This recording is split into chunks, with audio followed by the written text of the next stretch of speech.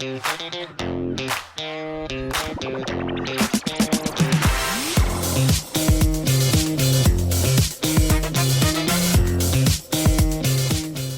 everyone, and welcome to Backstage Pass. I'm your host, Samantha Powell, and that's Ben Barnard. Ben, how's it going? It's going good. How are you, Sam? I'm doing fabulous. I'm so excited to be doing this again with you this year. What is this? This makes is this our third or second time? Third? So ISE 25, yeah, that's going to be our third time doing a live stream together with all this stuff. But since we last saw each other, I mean, the whole summer has passed. So what have you been doing? Oh my goodness, what haven't I been doing? A lot of travel, I heard. A lot of travel. That is one of my favorite pastimes. So definitely love that. Already booked my flight, got my hotels for ISE. So I'm really looking forward to that. It's cold here in the States. So, and I'm sure it's cold where you are too, because it's usually cold over there. I was going to say, it's always cold where you are. So I'm going to take a nice little vacation to Mexico, get a little tan and then come back and do some more of these podcasts. So I'm definitely looking forward to that.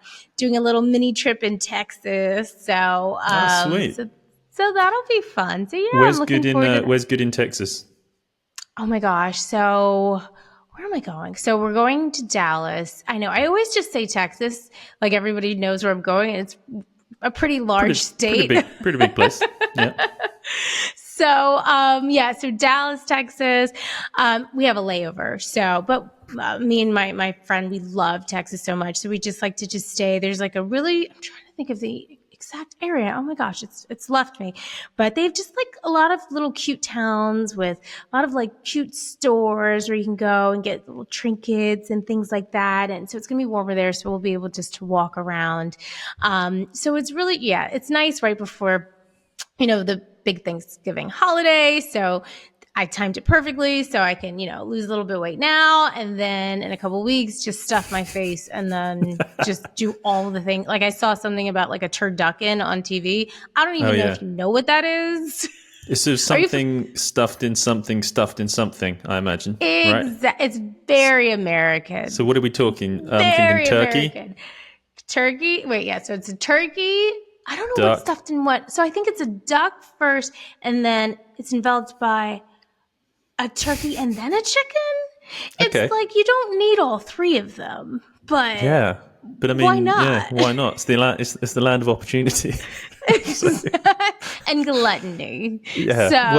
So yeah.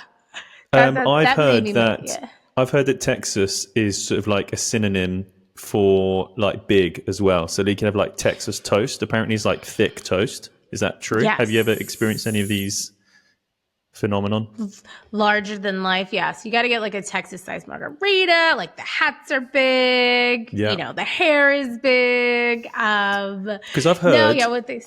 I think I heard it because so Jack White from the White Stripes. You know this guy? Yes. So I'm a big fan of his music. And then he wanted to start a record label and he wanted to make it kind of like unique in some way, kind of stand out from the crowd. So they called, and a normal kind of long play record is 12 inches. And he wanted to make something different. So he called it Texas Records and they make this 13-inch record. So it's like slightly bigger than all the normal ones.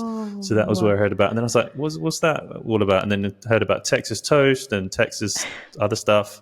So that's what you're going to have experiencing on your menu when you're there. Yes, everything is going to be big. They say everything's bigger in Texas. So, exactly. So you've definitely, we'll find a way to get you out there at some point. That would be good. So far, I think in the States, I've been to DC. I've been to the head office of AVIXA, that sort of area. I've been there. I've been to Orlando and I've been to Vegas for the show. But I've never been anywhere else in the States. So maybe I should start setting my sights further afield. We should, or we'll get you some good connections in some of these places so you can just stay a little longer, extend that, and then check out some of the other culture that we have to offer. But what about you? What have you been up to since the last time I saw you? So I went to France for a friend's wedding. That was very cool. Yeah, a friend of mine got married Nice. in Bordeaux, which many people will be familiar with as the wine region. So so we spent some time there. That was Yes. really cool. We went down there Awesome. for the wedding and then spent a week with some friends as well, sort of further down the coast, hired a big Airbnb. It was so nice because it was kind of coming towards the end of the summer, and I'd already been Hmm. on quite a long vacation at the beginning in sort of like March time, March, April, went to India.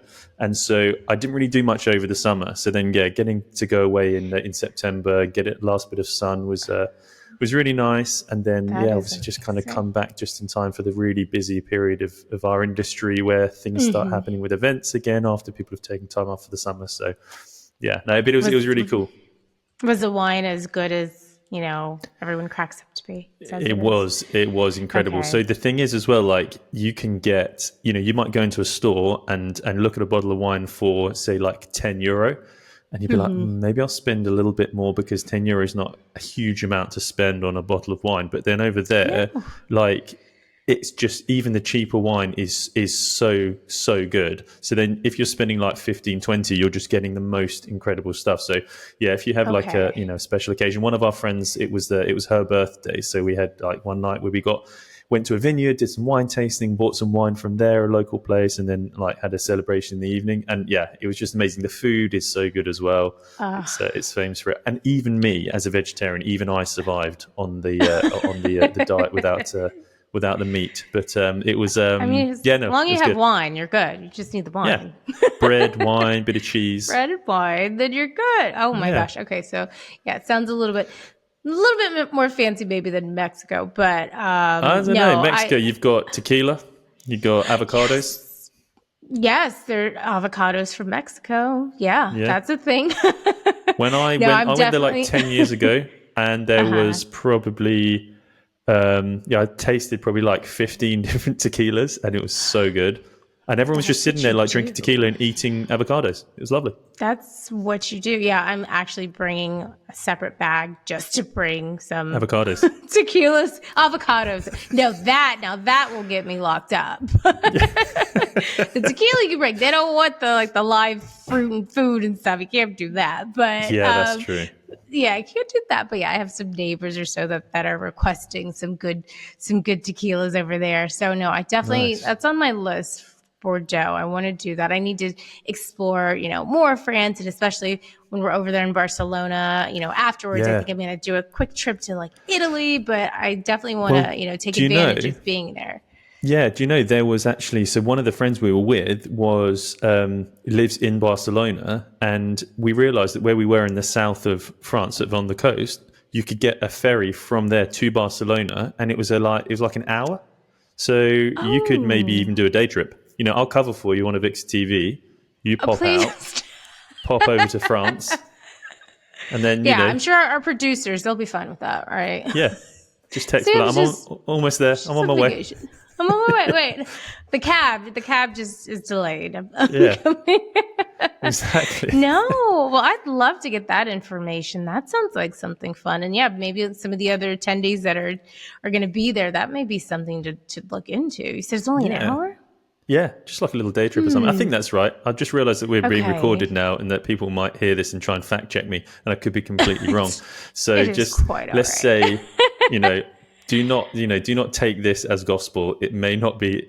There may not be any truth in that statement. May not be. Anyway, let's talk about some statements that there is some truth in, okay?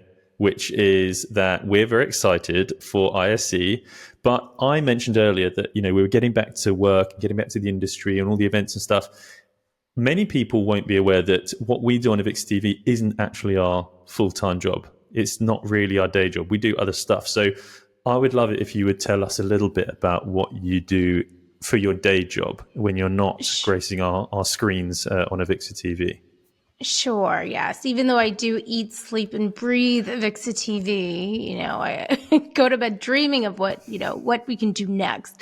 But my day-to-day job is, so I'm a manager of industry advocacy. So I've been with AVIXA for going on 3 years, and I work on our wonderful content creation team, in addition to working with our fabulous production team, and of course you, Ben. But a lot of what I do is working with our content creation team and a lot of, key figures in the industry to come up with content for a lot of our webinars and infocom. So we're really trying to provide, really good information and education sessions at infocom. And obviously, we may not necessarily be, the AV, know-it-alls, if you will, in the industry. So we lean on our subject matter experts, and we work with them to create content, and we work with them to create education sessions that we think our attendees would like to see at infocom. I'm also working on, sourcing speakers that we also think would really bring great voices and their visions and everything that's going on in the AV world, AV and IT world, for our webinars, or, if we're having sessions elsewhere, to come and speak on those panels and things like that. In addition to those things, I also work a lot with some of our great strategic partners globally. So some of them will actually be at ISE. So really just working, on finding those synergies between our various organizations, so we can just help expand the knowledge and breadth of education from all of our strategic partners and what they do. And so it's just, I've got my hands a little all over AVIXA, but it's wonderful, because everything that I do, it all helps grow, my knowledge of the industry and help me bring things back to AVIXA TV. So that's a little bit about what I do. What about you, Ben? So I am the regional manager for AVIXA in the UK and Ireland. I have been with AVIXA coming up for 12 years, which is crazy to say. Yeah, it's crazy to hear out loud. Actually, our wonderful producer of this podcast, Noreen, he has also been with AVIXA a similar amount of time. I think he may have actually been with AVIXA slightly longer than me, and we're roughly the same age. So, man and boy, we've been raised through AVIXA. But yeah, so part of my job is to look after the UK and Ireland region of AVIXA, and that involves planning out the calendar of events that we do. So whether that's like in-person educational events, networking events, some social stuff. We do a trivia night once a year, towards the end of the year, just to kind of cap things off. So that's coming up. We do in-person conferences to support our core audience, getting their CTSRUs and all those kind of certification things.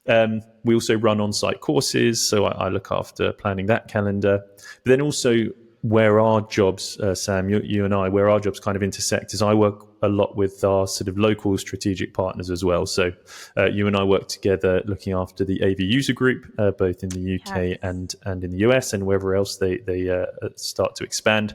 So that's very cool. And then there will be other organizations too that I work with, like higher ed, AV tech professionals. The CompTIA organization is another one who are more the sort of like the IT MSP folks. Went to their conference the other day. That was fantastic. Really good to see the sort of their reports on the state of the industry, and obviously cybersecurity is a big thing, which is a big thing for us too, because as the AV industry converges more and more with the IT industry, security is a big thing. And then also looking at future partnerships as well, sort of strategic goals, like we're looking at how AV and broadcast are intersecting and converging at the moment too. That's the kind of the latest thing. So seeing how we can remain relevant. And I also host occasionally, I host the Power Hour webinars, which I think you host those as well. Is that correct? I do the design one. Yeah. So, yep, I do design, and you're doing which Power Hour? They used to be called the Tech Managers Power. I think it's called the Learning Spaces Power Hour now. They sort of updated the name recently. But so I think that's where the scouts, the industry scouts saw us, I reckon. Mm-hmm, they were like, who are these absolute legends running webinars? They're wasted on these platforms. Let's get them onto some TV, some prime time slots. So yeah, that's that. And that's what I do. And you do a fabulous job. And I must say, I always... I thank you for, all of your assistance in helping, with some of our strategic partners. And it's just really helpful. Yeah. From a global perspective, you have boots on the ground and, you're there, and it's really helpful to reach out to you and be like, okay, so Ben, what are you seeing? And, I love that both of our jobs allow us to, work with other organizations, because obviously, everything AV is not happening in a vacuum. And it's really great to see, what's going on outside of, what we think where things are happening. But in, other organizations, you go to these various conferences and things, and you just learn so much. And it's great to bring it back to AVIXA. And then, we can disseminate that information, on our social network platforms and exchange and things like that. So yeah, we juggle a lot, but we make it look really easy. Absolutely. It's like that analogy of, the ducks swimming on the pond. To go back to ducks, to have the ducks swimming on the pond, and it looks very serene and just sort of floating across, but underneath the legs are moving, but nobody knows what's going on. So they're probably running away, so we don't put them in the turducken. Yeah, they've heard that Thanksgiving's around the corner and they're running for their lives. So to go back to our podcast, though, what can we expect? What can the viewers, the listeners, what can they expect from our podcast this time around as we go back to the ISE Backstage Pass podcast? Yeah, absolutely. Well, as we have before, we're going to have amazing guests and feature some of the biggest brands in AV and some of the most impactful AV people in the industry coming on and just really sharing what they're seeing. I know this year we're going to even up the ante and expand how many episodes we're doing. So you're going to be seeing a lot more of those episodes. So really getting things hyped up and, getting everybody excited for ISE. I know we're going to be interviewing Televix. So really looking forward to that upcoming episode. It's going to be really cool to speak to some of these big brands, get the latest news on what's going on in the industry, and sort of tease ahead, because hopefully some of them will be also joining us on the AVIXA TV live stream when we're at ISE. So, and I'm also excited that this year at ISE we're going to be broadcasting live all 5 days. So from February 3rd to February 7th, everybody's going to be seeing our faces every day. So I'm really excited about that. What do you think? Nice. Ben? Yeah. Part of that is also going to be, we're going to be doing a live stream of one of our Backstage Pass recordings too. So I've never done like a live stream podcast before. So that's going to be new, and talking about things that are new. So we had so much fun this year at the Infocom show in Vegas with our extra host, Ben Thomas, running the green screen. We decided to replicate that for ISE this year. So now we're going to head over to a little section where we introduce our latest recruit to AVIXA TV. It's Sarah Cox from Neutral Human.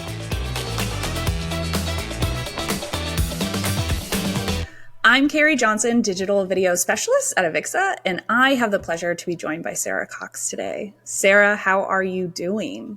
Hey, Carey. I am very well, thanks. Thank you for joining us first, which I'm sure I'll say it again at the end. Pleasure. But thank you for joining us today. And really quickly, like what Ben had mentioned, you will be joining us on AVIXA TV at ISE this year. How excited are you? Unbelievably excited. From meeting the team and getting us kind of sneak peek into how you guys roll and what you've been doing on AVIXA TV before, I cannot wait to join the team and just start the interviews and start sharing some buzz from the show. Yeah, no, we are a fun team, as we've said. We are a very fun team, so we're excited for you to join us as well. Can you quickly give us kind of a backstory into what you do now, and then kind of how you found the AV industry? Oh, yeah, absolutely. So nowadays, in the last kind of 3 years, I created my own consultancy company called Neutral Human. And that was really born out of 20 years working in the live entertainment sector and AV sector. So I kind of followed the emerging path of video through the noughties, where it was very low resolution, kind of postage stamp size artwork that was put up onto stage in that really low resolution pixel display. And then it merged into higher resolution and then real-time rendering. Then we went up into real-time tools like Notch and Unreal Engine. And then I followed that as we went into the world of virtual production, extended reality technology, and now AR. And now I sort of sit at that convergence of what's happening in the studio, events, and the live world. and that experience economy and how all three of those things are connecting together. And these days I have always been an avid geek. I love tech. And now I get to work with some of the industry's most innovative and leading technology companies in this space. So that's really exciting. And I got into it with a passion for theatre. That's what many years ago started Backstage as a stage manager, like bossing people around. And I just really enjoyed that kind of collaboration, bringing a backstage team together and tell the show night and that instant feedback from an audience perspective. And that got me into the entertainment industry. And then from there, I discovered all the technology that was behind these great experiences. And that kind of married with my early DJing life, my love of music, and the whole thing came together. And now I get to do my first passion, which is technology, and my second passion, which is hanging out with some of the most innovative people in the industry. And yeah, really just kind of seeing where we're going next. Super exciting times as well. Yeah. So speaking of hanging out with some really cool, innovative people, you will be joining us obviously at ISE, but have you attended ISE before in the past? And for how long? Yeah, I've been doing ISE for probably about 10 years. As a technology company, so as a manufacturer. So I've done my fair share of sore hips and feet standing on trade show stands. And then last year really kind of came to life as being able to join the AVIXA team on the stage. And I got to spend 30 minutes presenting to the audience about convergent technology and what we're seeing around that XR VP and that world. So that was really exciting. It was a really whistle-stop 30-minute segment, and it was a bit of a kind of an onslaught, but I just had so much fun and just sort of seeing how the industry's changed during the time I've been doing ISE and seeing how the conversation's changing and having the opportunity through AVIXA to come and present that and feel the energy from the room about some of this new tech convergence that we're seeing was that was a big year for me last year. So I'm really excited about now accelerating it this year to add on the work with you guys at AVIXA TV as well. So as you mentioned, you did participate with Exchange Live last year. Can you give the audience a little bit into what you might be doing at ISE this year? Yeah, absolutely. So last year was an awful lot of talking about XR, virtual reality, augmented reality. This year I'm looking forward to bringing some of the subjects around AI, machine learning being the big one, AI processing and workflow tools, and generally just started looking at now where that industry's moved on in a year, really now focusing on the interactive technologies and just how venues of the future are being built to accommodate the future of entertainment and audiovisual experience. So I'm really looking forward to dialing up that conversation this year. That's interesting. I hope I can attend, depending on my schedule. I would love to attend. That's very interesting. So can you give just a little bit of a day-to-day look in your life, kind of what you do? I know you have your full-time job and everything, but what's something that most people that you work with wouldn't know about you? So I've taken up golf, which not many people would know. Yeah, I'm an avid gardener as well. Those people who are in my kind of social media circles have seen that I moved house about a year ago from 25 years in London. So I'm now living out in more kind of rural Essex. And so I'm getting to renovate my house. I'm getting to do my garden from scratch again. I've taken up golf, which is, that's a fun and expensive sport. And just generally at the moment finding some balance in my work and my home life, which is for 25 years living in the city, not really been there. So that's quite nice to be able to see that shift in balance. But saying that, I'm still up at 7 o'clock in the morning working, and I'm probably working until 9, 10 o'clock at night. But at the weekend, there's definitely more of a kind of home life balance. Yeah, getting your hands kind of in the dirt is really, people say, is really good, right? They say you should walk rewarding without your shoes on, outside, feel your feet in the dirt and the grass, and it really grounds you in a way. So that's great that you achieve something. That. You achieve something with your hands, and it's instant feedback. Whereas I think a lot of what we do now on behind computer screens and consultative work is you never really know whether you're hitting the mark or not. Whereas when you do gardening, something grows. And you get that feedback of, I made that, and it's alive. I was going to say, in my case, nothing grows. Yeah, I'm not We're so good with trying. indoor plants, although this one seems to be hanging on just about. Yeah, no, my husband has a green thumb. I don't. And it's sad because I'm the one at home all day. So he's like, did you water the garden? And I go, no. No, I didn't. Where are they? Where's the garden? Where is it? I don't know. Sorry. We got a squash, I believe. And then we had about 3 tomatoes. We tried for a watermelon and it grew about like 3 inches. And then we got a lot of carrots. Carrots we were able to really get into. And then last year we had onions, but this year they didn't come. So I don't know. We're just trying. I've not dabbled with growing food, so I'm impressed. Oh, you're like flowers and everything. I'm over here like vegetables. Yeah, I've never grown anything apart from tomatoes. I've never grown anything that I eat or should eat. So I'm impressed. Maybe I'm gonna grow into that. Thank you. That makes me feel better. Because when I look at the garden, I'm just like, oh, that's so It's much easier to do the garden than it is food. Trust me. No. And that's we have a garden bed that's dedicated towards flowers, and those are fine. Those thrive.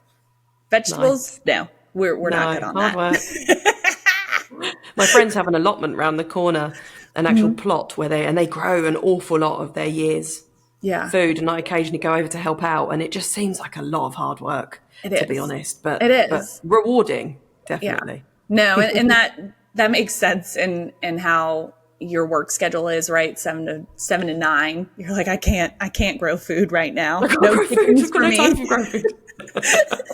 No chickens for me. No goats. No nothing. I have flowers. Flowers. They will grow. Plants. Exactly that. Sorry, that was like a tangent. Tangent. I do tangents. When it comes to ISE and being in Barcelona, is there anything you would suggest for people to go and look, visit, eat, maybe when they come for ISE this year? Yeah, I mean, I don't think I've ever had a bad meal in Barcelona, especially the tapas, just anywhere with tapas. We went to a few places off La Rambla, which sounds like it would be really busy, but actually it wasn't. From a early evening is the best time to go at the end of the trade show. And the later you leave it, the more it gets busy from the locals being out and eating as well. But we went earlier and found some really lovely tapas. But I would say this year, it's the Luma Festival. So if you can stay, because I believe it's Friday. I'm not entirely sure. I think it opens on Friday. But the Luma Festival, where they do projection mapping and they bring some of the buildings alive for the art scene. And it's a really wonderful thing to tack on to your trade show experience. And if your feet can handle it after a week, it's definitely worth hanging around and seeing that. No, see, my problem is we eat early dinner in my house, so I'm very nervous about late dinner. Very, very nervous. You might need a little snack. Right. I am very nervous. Like we are 5 o'clock, 6 o'clock people. Oh, you're going to need a snack. Yeah.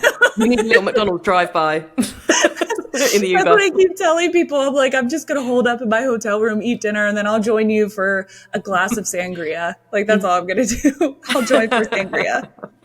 But I appreciate you taking the time to talk to us today, Sarah. Yeah, no problem. Is there anything else you'd like to cover before we kind of head out?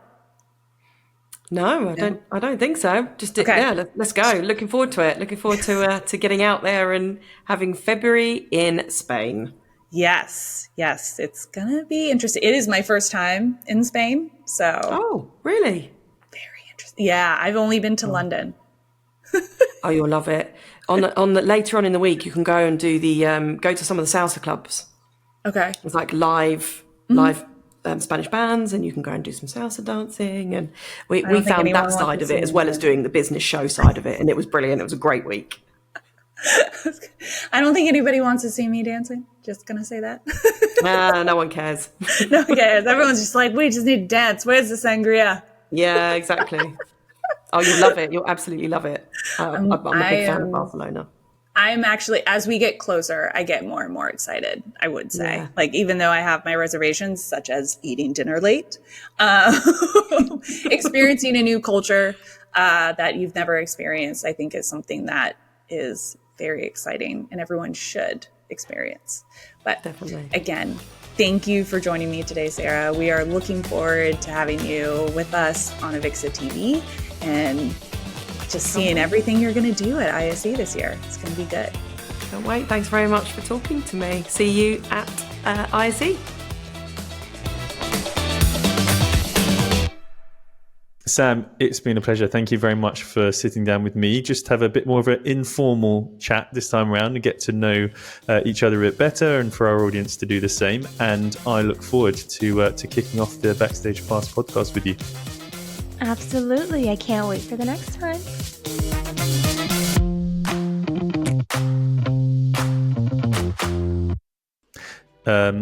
Noreen, what do we do now? That's a great way to end it. Noreen, know what? My intrusive thoughts were just trying so hard to get off the subject of turducken, because I heard that there was a vegan version called tofucken, and so I was just desperately trying not to say that. It was like, I'm so glad you took. What? yeah. Have you heard of that? Vegetarian version called tofu. Wow. Oh my gosh. Please Google. Yeah, let us know what is in that version. Oh god, it was so hard not to say that.